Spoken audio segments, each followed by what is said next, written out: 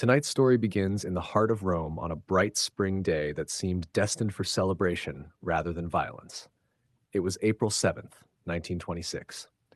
The Piazza del Campidoglio was crowded with people eager to catch a glimpse of the man who dominated Italian politics. Benito Mussolini, Prime Minister of Italy and leader of the fascist movement, had just delivered a speech to an international gathering of surgeons. The speech itself had been about the wonders of modern medicine, which seemed fitting for a leader who loved to portray government as strong, modern, and unstoppable. When he stepped outside into the open square, the crowd pressed close, hoping to see him up close as he walked through the plaza. The atmosphere was energetic and patriotic. Supporters cheered as Mussolini moved among them, waving and acknowledging the crowd. At that moment, he was at the height of his influence in Italy. Fascism had tightened its grip on the country, and Mussolini had carefully built an image of confidence and control. Public appearances like this were meant to reinforce that image. Everything about the moment seemed choreographed to show strength and unity. But history often turns on moments that last only seconds. Standing among the crowd that day was a small woman dressed in black. Her name was Violet Gibson. To the people around her, she probably appeared quiet, perhaps even ordinary. Nothing about her outward appearance suggested that she was about to become part of one of the most bizarre assassination attempts in European history. As Mussolini moved closer through the crowd, Gibson lifted a revolver concealed beneath a shawl. She raised the weapon and pulled the trigger. The shot rang through the square. The bullet struck Mussolini in the face, West grazing his nose and drawing blood. For an instant, the crowd froze, unsure of what had just happened. Mussolini himself staggered slightly as the bullet cut across his nose. The injury looked dramatic because of the blood, but it was not fatal. In fact, the reason he survived came down to a tiny movement at exactly the right moment. As Gibson fired, Mussolini had shifted his head slightly. That movement turned what might have been a deadly shot into a glancing wound. Gibson tried to fire again, but the revolver misfired. Within seconds, the situation turned chaotic. The crowd realized that someone had attempted to assassinate the prime minister. Many people rushed toward Gibson in anger.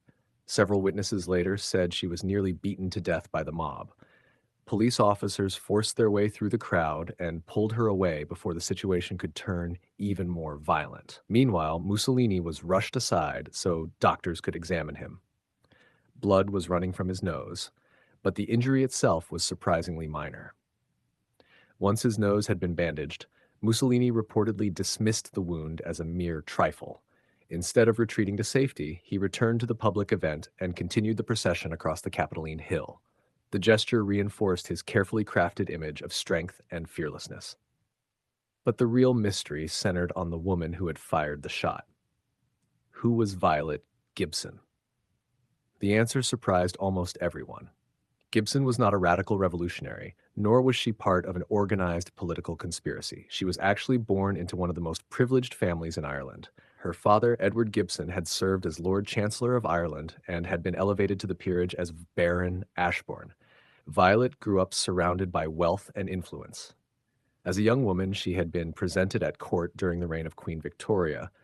In other words, she had once been part of the very highest levels of British and Irish society. Yet her life had not followed the smooth path expected of someone with that background. Gibson struggled with severe health problems and emotional instability throughout much of her life.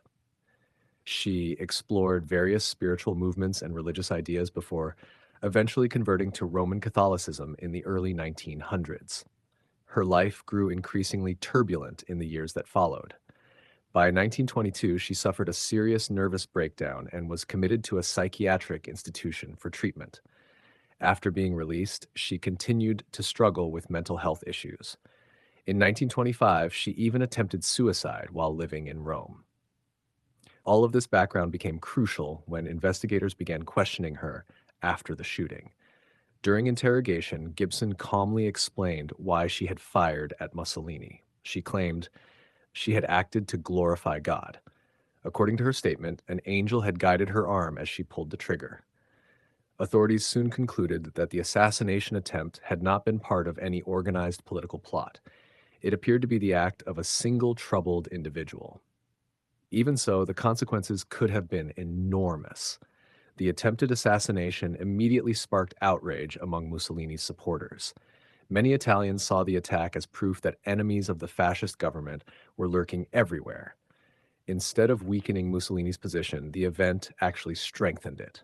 The surge of public anger helped Mussolini push forward new legislation that expanded his authority and tightened fascist control over the country. In an ironic twist, the woman who tried to kill Mussolini ended up helping him consolidate power. Mussolini himself made an unexpected decision about her fate. Rather than demanding harsh punishment, he asked that Gibson be deported to Britain. Italian authorities complied with that request. The British government thanked Mussolini for his decision, and Gibson was quietly removed from Italy. But deportation did not mean freedom.